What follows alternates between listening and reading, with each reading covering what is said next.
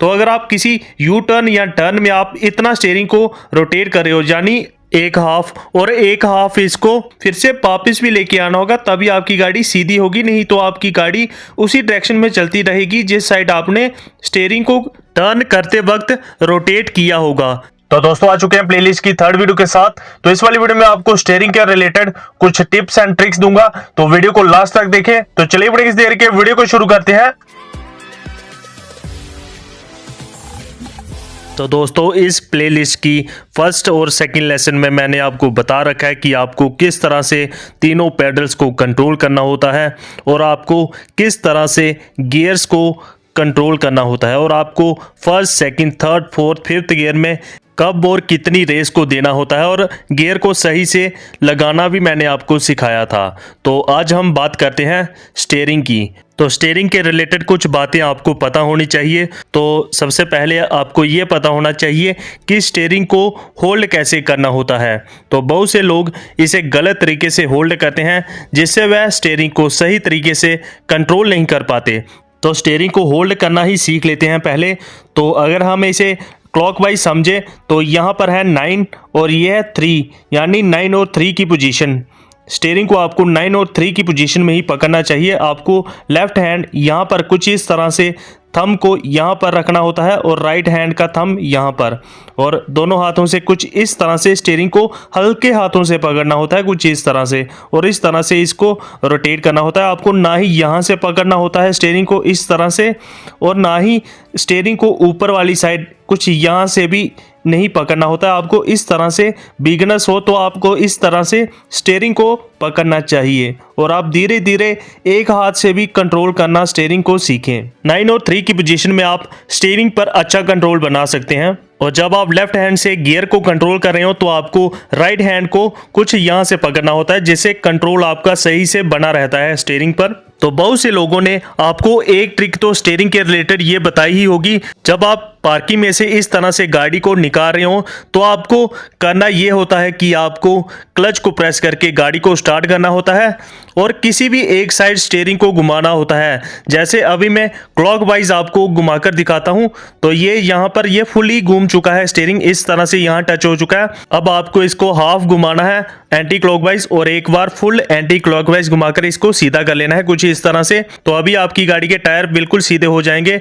इसी तरह अगर आप दूसरी साइड स्टीयरिंग को इस तरह से घुमाकर यहाँ पे टच करोगे तो अब हाफ क्लॉकवाइज इसको घुमाओगे और एक फुल क्लॉकवाइज स्टीयरिंग को अगर इस तरह से घुमाते हो तो आपकी गाड़ी के टायर बिल्कुल सीधे हो जाते हैं। तो ये ट्रिक तो आपने सुनी ही होगी। तो इस ट्रिक को आपको ज्यादा नहीं करना है क्योंकि इससे टायर जल्दी घिसेंगे आपकी गाड़ी के।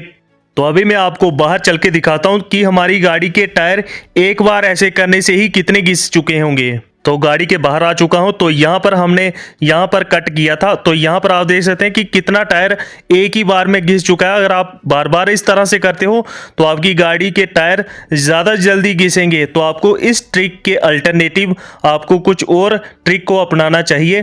तो एक बार मैं गाड़ी को बैक कर लेता हूँ। तो अब आपको यहाँ पर ट्रिक करके बताता हूँ कि इसके अल्टरनेटिव आपको कौन सी ट्रिक करनी है। आपको इस तरह से गाड़ी को स्टार्ट कर देना है और अब आपको हैंड ब्रेक को डाउन करना है।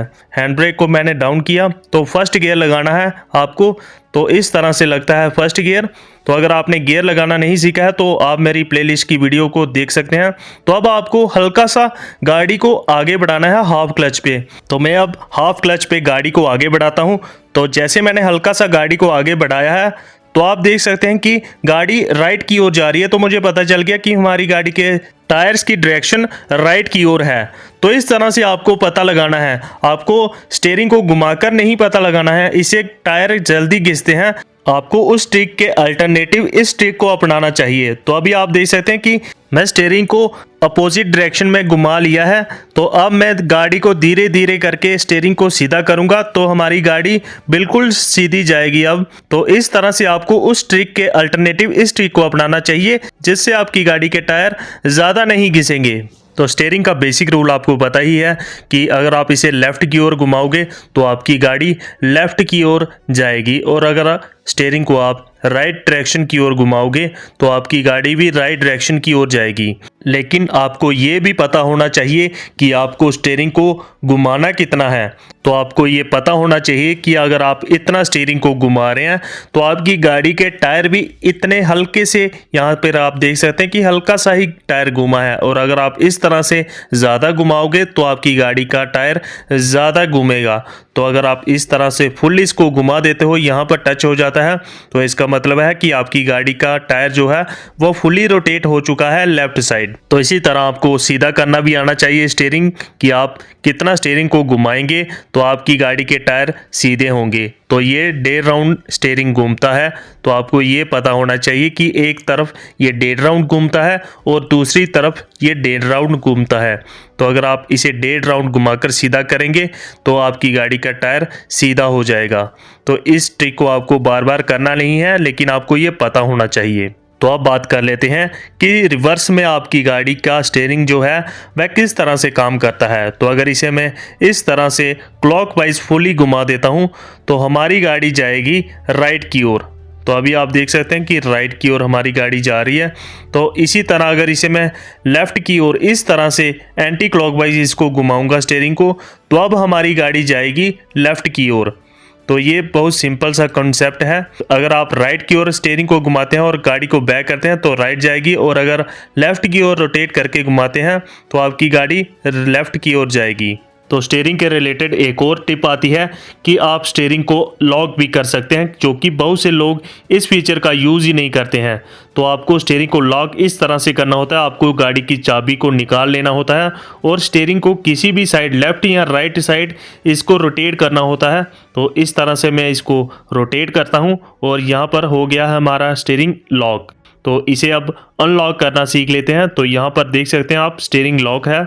तो मैं की को इंसर्ट करूँगा और अभी आप देख सकते हैं कि मैंने की को इस तरह से इंसर्ट किया है। तो अब ये रोटेट नहीं हो रही है क्योंकि हमने स्टीयरिंग को लॉक किया है। तो हमें यहाँ पर इस तरह से स्टीयरिंग को घुमाकर, यहाँ पर मैंने एक हाथ से होल्ड किया है। तो अब मैं चाबी को घुमाऊंगा तो अभी आप देख सकते हैं कि स्टीयरिंग अनलॉक हो चुका है। तो इस तरह से आप स्टीयरिंग को लॉक और अनलॉक कर सकते हैं। तो स्टीयरिंग लॉक और अनलॉक के साथ साथ आप स्टीयरिंग को अपनी सिटिंग के अकॉर्डिंग एडजस्ट भी कर सकते हैं। आपको स्टीयरिंग के जस्ट नीचे वाली साइड ये क्लिप दिया गया होता है, इसको आपको नीचे करके इसको अनलॉक कर देना है। और अब आप स्टीयरिंग को अपनी सिटिंग के according up and down adjust कर सकते हैं। तो पहले ये अप पर एडजस्ट था, तो अब मैं आपको डाउन पर एडजस्ट करके इसको आपको दिखाता हूँ। तो ये मैंने डाउन यहाँ पर कर लिया है, इस तरह से ये डाउन होता है। तो यहाँ पर मैंने इसको लॉक लगा दिया है, ऊपर की ओर इस तरह कर देना है इस क्लिप को आपको। तो यहाँ पर ये लॉक हो चुका है। तो अब आप देख सकते हैं कि स्टीयरिंग डाउन की ओर लॉक हो चुका है। तो आपको सिटिंग के अकॉर्डिंग ही इसको एडजस्ट करना होता है। तो अभी ये स्टीयरिंग मेरी हाइट के अकॉर्डिंग एडजस्ट नहीं हुआ है। तो अभी आप देख सकते हैं कि मेरे घुटने यहाँ पर टच हो रहे हैं। तो मैं इसे अपने हिसाब से सेट करूँगा फिर से। तो यहाँ पर मैंने फिर से इसको अनलॉक किया है इस तरह से। तो अब मैंने इसको ऊपर की ओर इस तरह से होल्ड करना है। यहाँ पर आपको इस तरह से मैंने यहाँ पर होल्ड किया है इसको ऊपर करके। तो अब आपको इस क्लिप को लॉक कर देना है। अब आप देख सकते हैं कि मेरे घुटनों से ये स्टीयरिंग कितना ऊपर की ओर आ चुका है। तो इस तरह से आप स्टीयरिंग को एडजस्ट कर सकते हैं। तो बहुत से न्यू बिगनर्स स्टीयरिंग को घुमाने में बहुत सी गलती करते हैं। तो चलिए अब मैं आपको बता देता हूं कि वह गलती क्या करते हैं। वह इस तरह से तेज तेज स्टीयरिंग को घुमाते हैं, जबकि आपको धीरे धीरे रोटेट करना होता है स्टीयरिंग को। जब आप न्यू ग्राउंड में सीख रहे हो तब आपको इसको धीरे धीरे घुमाना होता है। अगर आप इसे जल्दी घुमाओगे तो आपकी गाड़ी उसी डायरेक्शन में जाएगी जिस साइड आपने स्टीयरिंग को किया होगा। तो आपको स्टीयरिंग कंट्रोल करने में दिक्कत आ सकती है। आपको करना ये होता है, पहले आप इतना स्टीयरिंग को घुमाकर देखें कि आपकी गाड़ी कितना कट हो रही है। फिर आप धीरे धीरे इस तरह से गाड़ी का स्टीयरिंग रोटेट कीजिए, जिससे धीरे धीरे गाड़ी कट होगी। तो ये तरीका होता है स्टीयरिंग को घुमाने का सही तरीके से। आपको इस तरह से स्टीयरिंग को कंट्रोल करने के साथ साथ आपको एक हाथ से स्टीयरिंग को कंट्रोल करने की भी प्रैक्टिस करनी चाहिए, जिससे आप इजीली स्टीयरिंग को घुमा सकेंगे। कुछ इस तरह से आप देख सकते हैं कि एक हाथ से कितनी आसानी से स्टीयरिंग घूम जाता है। कभी कभार यू टर्न में आपको एक हाथ से स्टीयरिंग कंट्रोल करने का बहुत सा फायदा मिलेगा, क्योंकि तब आपको जल्दी से स्टीयरिंग को कंट्रोल करना होता है।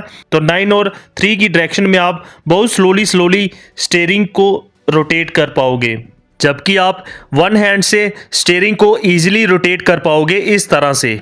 तो आपको वन हैंड स्टीयरिंग को घुमाना भी सही तरीके से आना चाहिए। तो आप इस चीज़ की भी ज़्यादा से ज़्यादा प्रैक्टिस कीजिए। तो नेक्स्ट टिप आती है हॉर्न के रिलेटेड। तो आजकल बहुत सी गाड़ियों में कुछ इस जगह पर हॉर्न दिए जा रहे हैं, लेकिन बहुत सी गाड़ियों में अभी भी सेंटर में हॉर्न आता है यहाँ पर।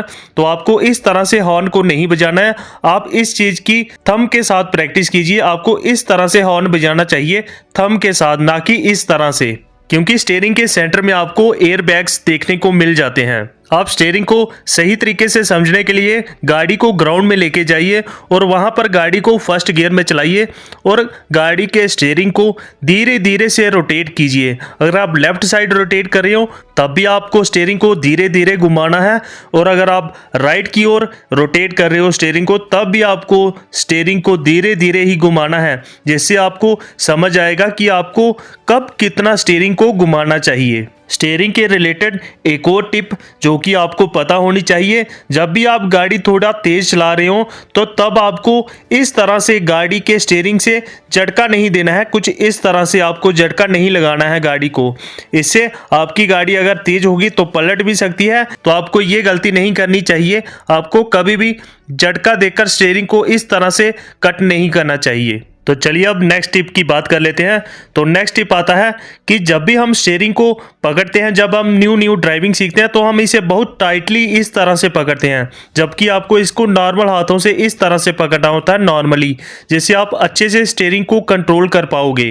तो आपको स्टीयरिंग को कभी भी टाइटली नहीं पकड़ना चाहिए। तो मैंने आपको गियर लीवर का भी बताया था कि आपको गियर लीवर को इस तरह से जोर से नहीं पकड़ना होता है, उसी तरह आपको स्टीयरिंग को भी हल्के हाथों से ही पकड़ना होता है, ना कि जोर से। ये कहीं भाग नहीं जा रहा है भाई, इसे आप धीरे से इस तरह से नॉर्मल हाथों से पकड़िए। तो स्टीयरिंग के रिलेटेड नेक्स्ट टिप आती है कि आप जितना स्टीयरिंग को घुमा रहे हो, यानी कि आप जितना रोटेट करते हो स्टीयरिंग को, आपको उसको वापस उतना ही लेके आना होता है।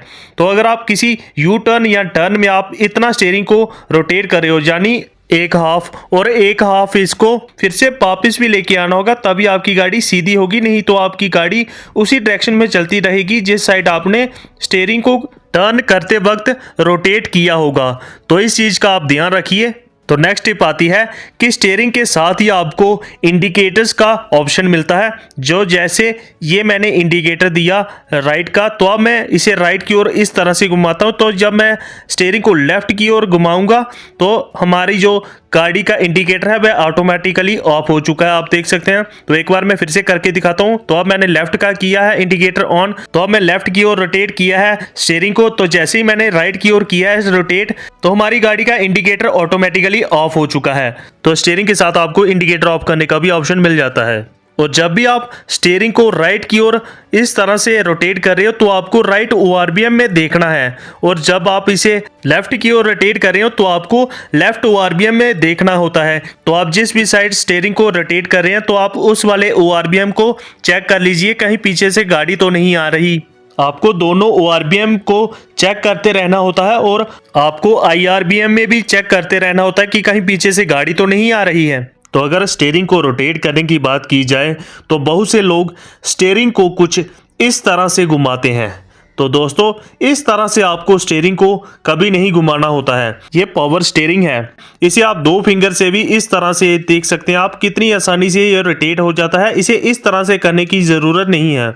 आपको स्टीयरिंग को 9 और 3 की पोजीशन में इस तरह से पकड़ना है, और इसे रोटेट करते समय इस तरह से रोटेट करना है। आप यहाँ से राइट हैंड को इस तरह से यहाँ से पकड़ लीजिए, और फिर से राइट हैंड को छोड़ के यहाँ से पकड़ लेना है आपको फिर से स्टीयरिंग को, और वापस सीधा करते समय आपको इस तरह से होल्ड करना है दोनों हाथों से स्टीयरिंग को, और लेफ्ट वाला यहाँ से छोड़ के यहाँ से फिर से स्टीयरिंग को लेफ्ट हैंड से पकड़ लेना है और अब फिर से इसको घुमाना है अगर आपको, तो राइट हैंड से इसको घुमाकर लेफ्ट हैंड से फिर से वहीं से पकड़ना है आपको। अगर आप रोटेट करते हुए किसी एक हाथ को छोड़ोगे नहीं तो आप इस तरह से कंट्रोल नहीं कर पाओगे स्टीयरिंग को सही तरीके से। तो आपको स्टीयरिंग को रोटेट करते समय एक हाथ को छोड़ना ही पड़ेगा, जिस तरह से मैंने अभी राइट हैंड को छोड़ा है और फिर से स्टीयरिंग को वहीं से पकड़ा है जहां से मैंने छोड़ा था।